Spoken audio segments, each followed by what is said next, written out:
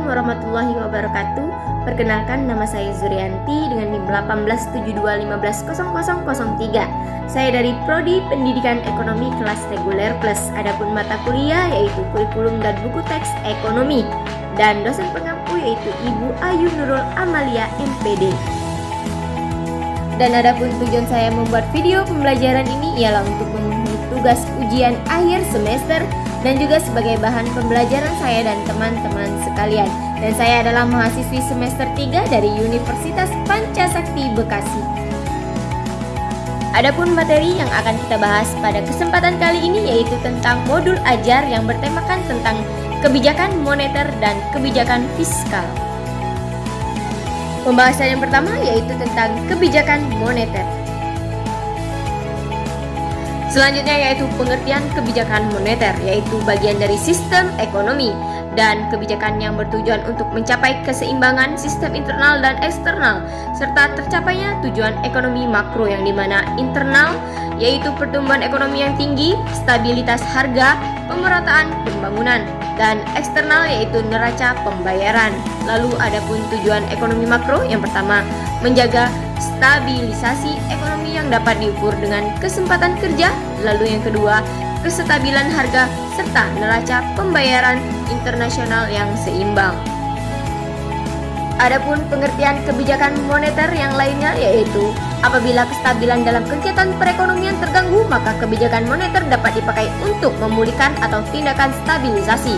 Lalu upaya untuk mencapai tingkat pertumbuhan ekonomi yang tinggi secara berkelanjutan dengan tetap mempertahankan kestabilan harga. Dan pengaruh kebijakan moneter pertama kali akan dirasakan oleh sektor perbankan yang kemudian ditransfer pada sektor real. Dan tujuan utama ialah upaya untuk mencapai tingkat pertumbuhan ekonomi yang tinggi secara berkelanjutan dengan tetap mempertahankan kestabilan harga. Berikutnya yaitu Bank Sentral. Bank Sentral atau otoritas moneter berusaha mengatur yang pertama keseimbangan antara persediaan uang dengan persediaan barang agar inflasi dapat terkendali. Lalu yang kedua tercapainya kesempatan kerja penuh dan kelancaran dalam pasokan atau distribusi barang. Dan dilakukan antara lain dengan instrumen yang pertama suku bunga, giro wajib minimum, intervensi di pasar valuta asing, dan sebagai tempat terakhir bagi bank-bank untuk meminjam uang apabila mengalami kesulitan likuiditas. Kemudian Bank Sentral pengaturan jumlah uang beredar melalui dua mekanisme. Yang pertama kebijakan moneter ekspansif, monetary expansive policy, suatu kebijakan dalam rangka menambah jumlah uang yang beredar. Lalu yang kedua kebijakan moneter kontraktif atau monetary contractive policy, yaitu suatu kebijakan dalam rangka mengurangi jumlah uang yang beredar. Disebut juga dengan kebijakan uang ketat atau tight money policy. Kemudian ada pun instrumen kebijakan moneter, yaitu kebijakan kuantitatif. Yang dimana yang pertama yaitu open market operation, yaitu menjual atau membeli surat berharga pemerintah, sertifikat Bank Indonesia, surat berharga pasar uang atau SBPU, dan menambah jumlah uang beredar, membeli SBI atau SBPU. Lalu yang kedua yaitu discount rate policy atau discount rate operation, yang dimana memainkan tingkat bunga bank sentral pada bank umum dan menambah jumlah uang beredar, menurunkan tingkat bunga bank sentral. Lalu yang terakhir reserve requirements policy, yaitu memainkan jumlah dana cadangan perbankan yang harus disimpan pada pemerintah dan menambah uang beredar. Pemerintah menurunkan rasio cadangan wajib. Kemudian dampak penerapan kebijakan moneter, kebijakan yang digunakan untuk meningkatkan serta digunakan untuk menjaga kestabilan ekonomi yaitu menggunakan kebijakan ini. Ada beberapa peneliti yang menyebutkan bahwa fungsi uang yang digunakan sebagai alat tukar juga berfungsi untuk penyimpanan nilai. Dari fungsi inilah yang membuat uang digunakan untuk mendapatkan sejumlah keuntungan. Sebuah perubahan dalam jumlah uang yang akan beredar ini akan berpengaruh terhadap nilai suku bunga jangka pendek dan juga jangka menengah yang ada di dalam pasar uang. Selain itu juga akan mempengaruhi peningkatan dari sejumlah pendapatan nasional. Untuk dampak positif dari kebijakan ini adalah mampu untuk mengatur dalam pembuatan dan juga pengedaran rupiah di seluruh Indonesia. Sedangkan untuk dampak negatif yang bisa didapat adalah apabila nantinya uang yang diedarkan ini jumlahnya sedikit, maka akan terjadi krisis ekonomi. Selanjutnya yaitu pembahasan yang kedua, yaitu kebijakan fiskal.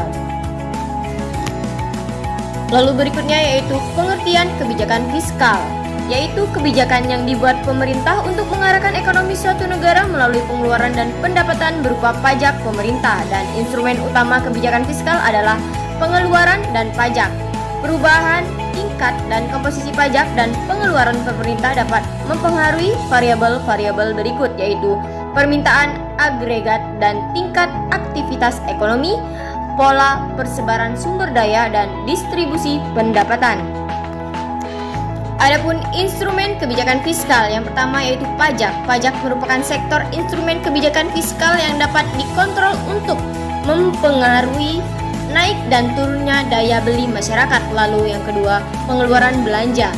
Ialah instrumen ini dijalankan berdasarkan jumlah nilai belanja negara yang dapat dikurangi atau ditambah sesuai kebutuhan dan situasi keuangan negara. Lalu yang terakhir, obligasi publik. Obligasi cukup dikenal dalam bidang investasi, di mana rakyat yang memiliki dana ditawarkan untuk membeli surat utang dari negara, dan negara akan mencicil hutang tersebut beserta bunga pinjaman.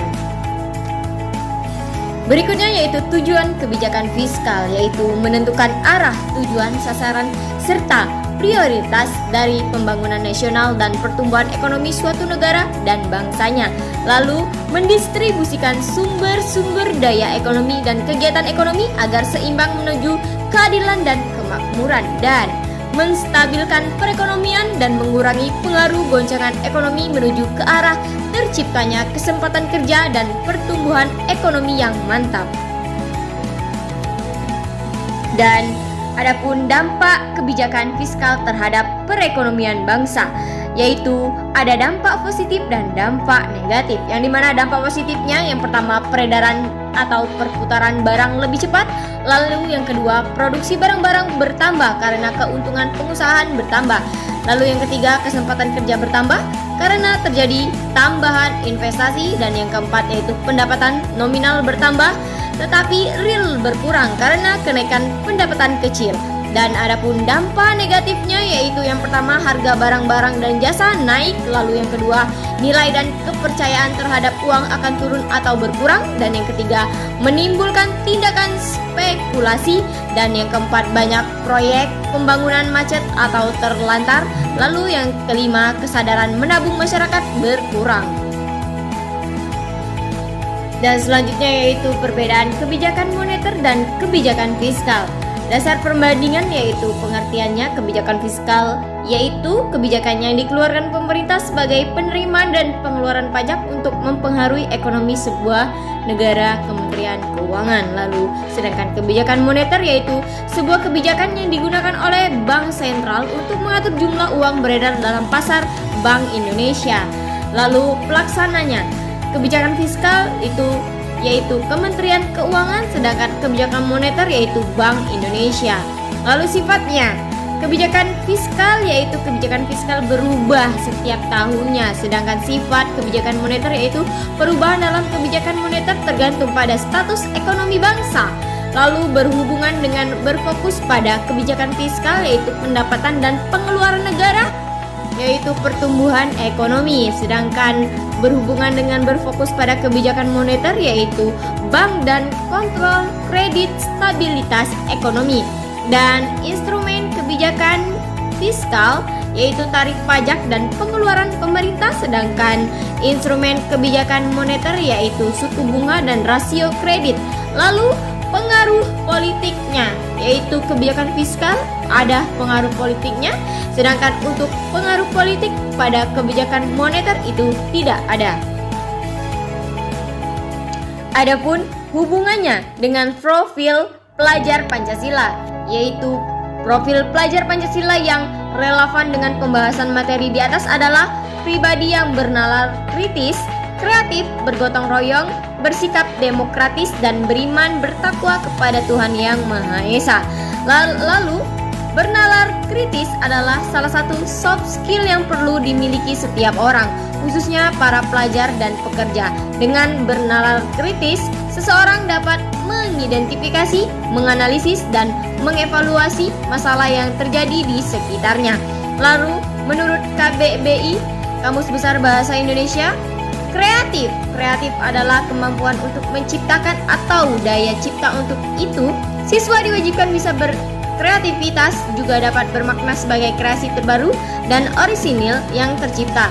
Sebab kreativitas suatu proses mental yang unik untuk menghasilkan sesuatu yang baru, berbeda, dan orisinil. Lalu gotong royong, yaitu salah satu sifat atau karakter bangsa Indonesia. Oleh sebab itu, anak-anak Indonesia harus memiliki karakter bergotong royong ini. Dengan memiliki karakter bergotong royong, pelajar Indonesia bisa bersama-sama dengan sukarela mengerjakan kegiatan untuk mencapai tujuan bersama. Gotong royong membuat suatu pekerjaan menjadi lebih mudah, ringan, dan berjalan dengan lancar. Elemen dari gotong royong yaitu kepedulian, kolaborasi, dan berbagi. Adapun lanjutannya yaitu sifat demokratis adalah sifat yang terbuka, sportif, damai, tidak memaksa pendapat, bertanggung jawab, dan tidak melanggar hak orang lain. Artinya, sikap demokratis adalah seorang pelajar harus menghargai perbedaan, penyampaian pendapat dengan cara yang benar, serta menghargai keputusan musyawarah.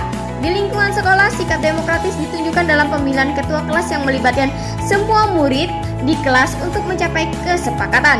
Lalu, adapun pelajar Indonesia yang beriman, bertakwa kepada Tuhan Yang Maha Esa, dan berakhlak mulia adalah pelajar yang berakhlak dalam hubungannya dengan Tuhan Yang Maha Esa. Ia memahami ajaran agama dan kepercayaannya serta menerapkan pemahaman tersebut dalam kehidupan sehari-hari.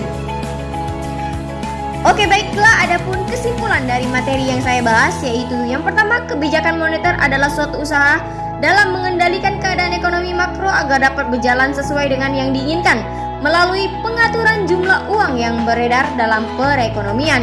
Lalu yang kedua yaitu kebijakan fiskal adalah penerimaan dan pengeluaran pemerintah yang berhubungan erat dengan pajak. Lalu yang ketiga, kebijakan fiskal dan moneter adalah kebijakan yang dilakukan dengan tujuan untuk mengelola isi permintaan barang dan jasa untuk mempertahankan produksi yang mendekati full employment dan untuk mempertahankan tingkat harga barang dan jasa agar inflasi dan deflasi tidak terjadi. Lalu yang terakhir, bagi negara sedang berkembang sebenarnya sulit untuk menyesuaikan antara pendapatan negara yang sedang berkembang rendah sedangkan berkebutuhan untuk menyediakan barang dan jasa serta membelanjai pengeluaran yang lainnya lebih besar. Sedangkan kebijakan campuran adalah merupakan campuran dari dua kebijakan di atas yang dilakukan dengan cara mengubah pengeluaran, pengenaan pajak ataupun jumlah uang yang beredar secara bersama-sama. Oke, baiklah, itulah tadi penyampaian materi dari saya. Semoga bermanfaat dan kurang lebihnya saya mohon maaf. Apabila ada kata yang salah saya mohon maaf. Pada Allah saya mohon ampun. Saya akhiri, wassalamualaikum warahmatullahi wabarakatuh.